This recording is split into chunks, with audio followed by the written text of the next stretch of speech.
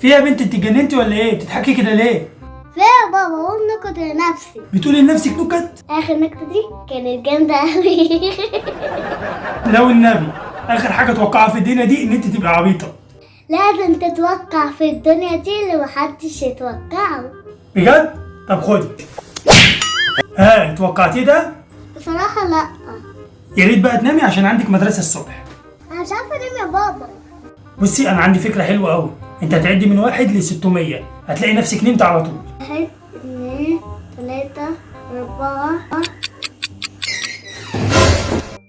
ايه ده، انت بتغسلي وشك ليه يا حنين؟ عشان انا وصلت لحد 200 ولقيت نفسي بنام، قلت اغسل وشي عشان اعرف اعد لحد 500 لما انت قلت لي. زي ما انا قلت لك صح؟ اهلا عليك يا بابا.